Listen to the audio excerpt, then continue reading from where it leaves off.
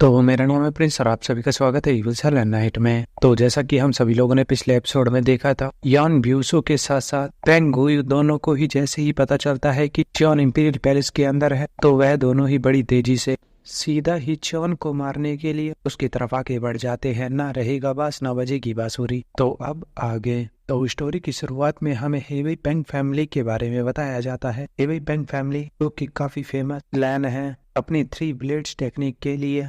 पेंग move wall एक भाई दूसरी मदर से, और हेवी पेंग फैमिली का पैट्रियार्च पेंग गुयू जो ऑर्थोडॉक्स मुरिम अलायंस के 5 ब्लेड्समैन में से एक है। हालांकि वह एक ऐसा करेक्टर बनना चाहता था जो कि मुरिम अलायंस के अंदर सभी की नजरों के सामने रहे। इसके बाद पेंग गुयू जो कि अपने में कह रहा होता है supreme saver 6 school of martial art, वह लोग सच में काफी ज्यादा खतरनाक है। यहाँ पर बहुत थोड़ी सी इन्फॉर्मेशन है 6 school of martial art sect से फाइट की। मैंने इसके बारे में सुना था कि वह लोग सच में बहुत ज्यादा स्ट्रॉन्ग है, लेकिन आज फिलहाल फाइनली मेरे पास भी एक अपॉर्चुनिटी आ गई। मैं इसे इस तरह से अपने हाथों से बिल्कुल भी नहीं जाने दूंगा। हेवनली डीमन डिवाइन कल्ट वह हमारे पूरे नेशन का रिलेशन बनने जा रहा है, और उसका सबसे बड़ा कारण था च्योंगसू जो कि उस समय वहां से पीछे हट गया था। अब क्योंकि च्योंगसू पीछे हट गया है तो दूसरे बचे हुए जितने भी मास्टर्स है अब उनका प्रमोशन होगा, लेकिन यह काफी नहीं है, मुझे और भी ऊंची पोजीशन पर जाने की जरूरत है। तो अब स्टोरी प्रेजेंट लाइन में आ जाती है, और पेंग गुयू जैसे ही दरवाजे को तोड़ता है तो तुरंत ही सामने की तरफ देखते हुए कहने लगता है आखिर इन सारे लोगों में से कौन हो सकता है डीमन कल्ट का लीडर। और हमें सामने दिखाया जाता है वह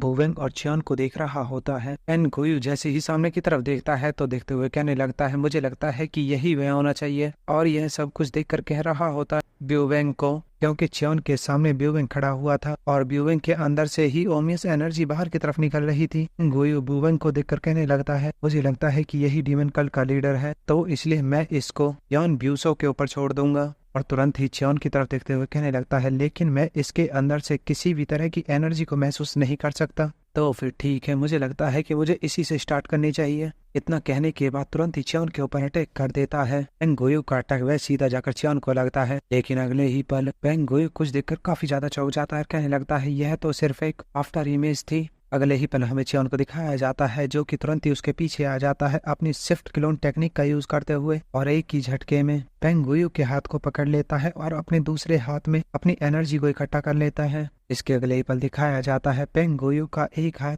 जिसे कि च्योन ने पकड़ रखा था एक ही झटके में उसे काट कर अलग कर देता है। पेंग गुयू कुछ समझ पाता उससे पहले ही उसका हाथ कट कर अलग हो जाता है। पेंग गुयू जैसे ही चिल्ला पाता उससे पहले ही च्योन तुरंत ही उसके सर के ऊपर अपने हाथ को रखता है और तुरंत ही पेंग गुयू के ऊपर अपनी ग्रेविटेशनल फोर्स को एक्टिवेट कर देता है, जिसकी वजह से पेंग गुयू अपने घुटनों पर आ जाता है और साथ ही अपने मन में कहने लगता है यह तो इतनी सारे अमाउंट में ट्रू एनर्जी है। पेंग गुयू खड़ा होने की कोशिश करता है लेकिन उसे खड़ा नहीं हुआ जाता, तो अपने मन में कहने लगता है आखिर यहाँ पर क्या हो रहा है।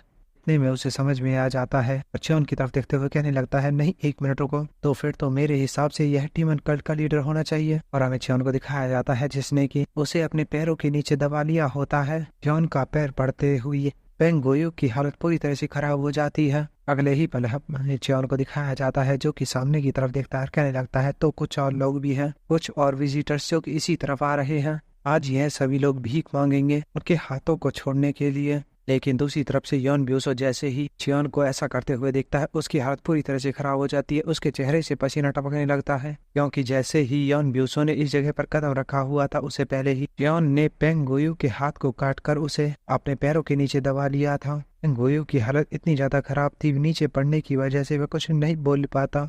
इस नजारे को देख एक बंदा तुरंत ही अपनी स्वॉर्ड को निकालते हुए च्योन से कहने लगता है आखिर तुम्हारी हिम्मत कैसे हुई, लेकिन उससे पहले ही यान ब्यूसो उसे वहीं पर रोक देता है। तुरंत ही पेंग गुयू और साथी की तरफ देखने लगता है और उन्हें देखकर अपने मन में कहता है कितनी ज्यादा अजीब बात है, लेकिन राहत की बात है कि वे दोनों ठीक हैं। इतने में यान ब्यूसो को किसी की प्रेजेंस महसूस होती है और हमें उसके पीछे दिखाया जाता है डार्क मास्टर को जो कि उसके पीछे आ गया होता है। ऐसे ही सभी लोग डार्क मास्टर को देखते हैं तो कहने लगते हैं यह तो डार्क किंग है। एक शख्स पीछे की तरफ मुड़ता है, कहने लगता है यह काफी ज्यादा बुरा हुआ, ऐसा लगता है जैसे कि हम सही सलामत अब यहाँ से बाहर नहीं निकल पाएंगे। यान ब्यूसो जो कि सामने च्योन की तरफ देख रहा होता है उसे देखकर अपने कहने लगता है मुझे लगता है कि यह जरूर वही है। इतनी छोटी उम्र में इतना ज्यादा ओवरवेलमिंग ऑरा, यहाँ तक कि मैं तो इसके अंदर से इसके मार्शल आर्ट लेवल को भी नहीं देख पा रहा हूँ। यान ब्यूसो अपनी स्वॉर्ड को टाइट पकड़ लेता है और कहने लगता है मैं अभी यहीं पर इससे लड़ना चाहता हूँ, लेकिन अभी फिलहाल मुझे धैर्य रखने की जरूरत है। इसके बाद तुरंत ही एक लंबी सांस छोड़ता है।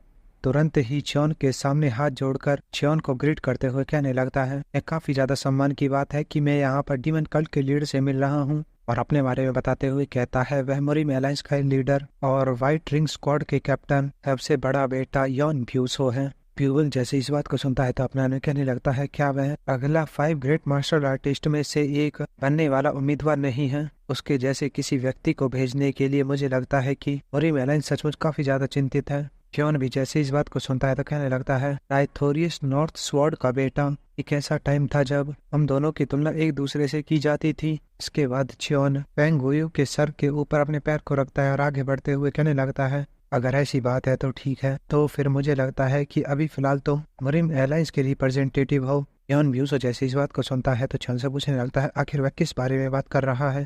च्योन आगे कहने लगता है, तो फिर मैं इस बात को अज्यूम कर सकता हूँ कि तुम इस चीज के लिए पूरी तरह से तैयार थे। अगर तुम हमारे ऊपर अटैक कर रहे थे तो इसके कॉन्सिक्वेंसेस उन्हें भुगतने के लिए भी तैयार थे। Squad captain Yann Buso. और साथ ही दिखाया जाता है च्योन के अंदर से काफी खतरनाक ऑरा बाहर की तरफ निकल रहा होता है। यॉन ब्यूसो भी जैसे इसे देखता है तो वह काफी ज्यादा घबरा जाता है। पेंग गोयू भी जैसे इसे महसूस करता है तो अपने कहने लगता है, नहीं, मैं ऐसा नहीं होने दे सकता, मुझे किसी भी कीमत पर उसे यहाँ से बाहर निकालना पड़ेगा। और टेलीपैथी के थ्रू यॉन ब्यूसो से कहने लगता है, पागल मत बनो, वह कोई ऐसा शख्स नहीं है जिससे कि तुम आसानी से जीत सकते हो। मुझे लगता है कि हमें अपने रिलीजन को छोड़ना होगा। यॉन ब्यूसो जैसे ही इस बात को सुनता है वह कुछ भी नहीं बोल पाता। वह बिल्कुल शांति से एक जगह पर खड़ा हुआ था। अगले ही पल च्योन के सामने हाथ जोड़ते हुए च्योन से कहने लगता है, मैं मुरिम एलायंस की तरफ से आपसे माफी मांगना चाहता हूँ।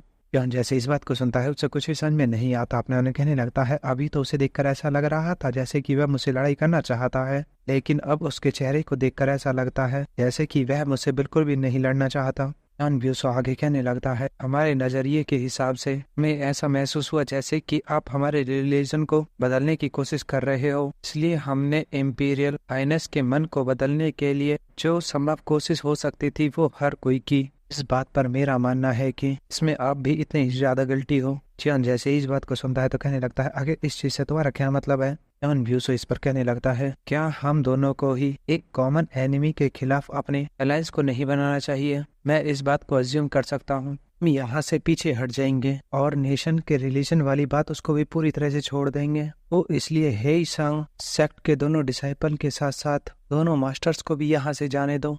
पेंग गुयू जैसे इस बात को सुनता है तो अपने कहने लगता है, मैं तो इसके बारे में सोच रहा था कि यह अपनी पूंछ को अपने पैरों के नीचे दबा लेगा, लेकिन आखिर किसने इसके बारे में सोचा था कि वह इतनी चालाकी से बात करेगा?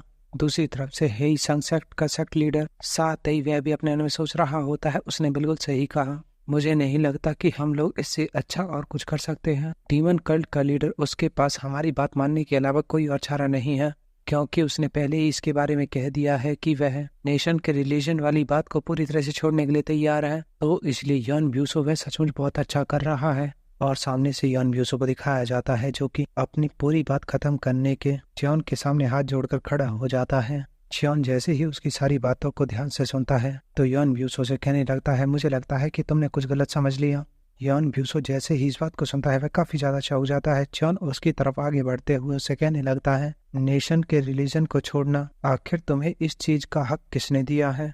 च्योन उसकी तरफ घूरते हुए उसे कहने लगता है, क्या तुमने हमारे ऊपर पहले हमला नहीं किया था, क्योंकि तुम पहले ही एम्परर के मन को बदलने में पूरी तरह से नाकामयाब रहे थे।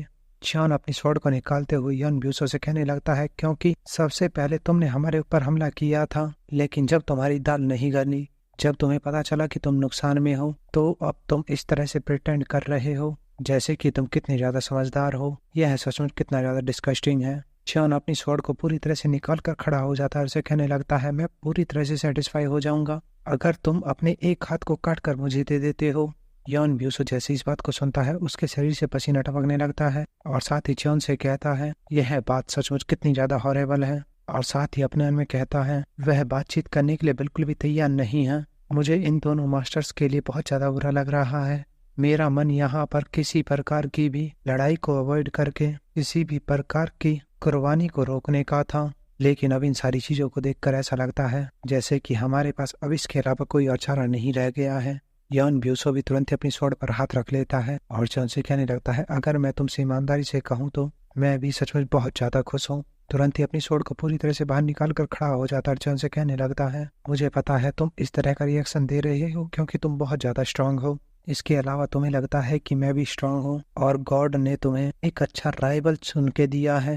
जॉन ब्यूसो आगे कहने लगता है, मुझे भी ऑर्थोडॉक्स मरीन के अंदर एक टैलेंटेड कहा जाता है। लेकिन वह आगे कुछ बोल पाता उससे पहले ही दिखाया जाता है उसके हाथ के अंदर से ब्लड निकलने लगता है। हमें दिखाया जाता है च्योन को जो कि उसके बिल्कुल पास में पहुंच गया था और साथ ही उसने अपनी स्वॉर्ड को भी घुमा दिया था, जिसकी वजह यॉन ब्यूसो का एक हाथ कट जाता है। यॉन ब्यूसो का एक हाथ कटकर पूरी तरह से अलग हो गया था। इसे देखकर यॉन ब्यूसो की हालत पूरी तरह से खराब हो जाती है। यॉन ब्यूसो जैसे ही अपने हाथ को कटते हुए देखता है तो तुरंत ही उछलकर च्योन के पास से दूर हट जाता है। साथ ही च्योन को देखते हुए अपने कह रहा होता है, वह अभी तक बिल्कुल मेरे सामने खड़ा हुआ था लेकिन एकदम से ही पता नहीं कैसे वह मेरे इतने ज्यादा पास आ गया, यहाँ तक कि मैंने उसे आते हुए महसूस भी नहीं किया। उसकी स्पीड सचमुच काफी ज्यादा तेज है। यॉन ब्यूसो के पसीने छूटने लगते हैं और साथ ही अपने कहता है, तो क्या वह सचमुच इतना ही ज्यादा पावरफुल है। इसके बाद च्योन को दिखाया जाता है जो कि उसके हाथ के ऊपर अपने पैर को रखता है और यॉन ब्यूसो से कहने लगता है, जो मैं चाहता था वह मुझे मिल गया। च्योन यॉन ब्यूसो की तरफ काफी खतरनाक नजरों से देखने लगता है और यॉन ब्यूसो से कहता है, तो क्या तुम इसके अलावा और भी ज्यादा फाइट करना चाहते हो? अगर ऐसी बात है तो ठीक है, तुम अभी भी अपने मन को सेटिस्फाई कर सकते हो। और बस इसी के साथ ही एपिसोड यहीं पर खत्म हो जाता है।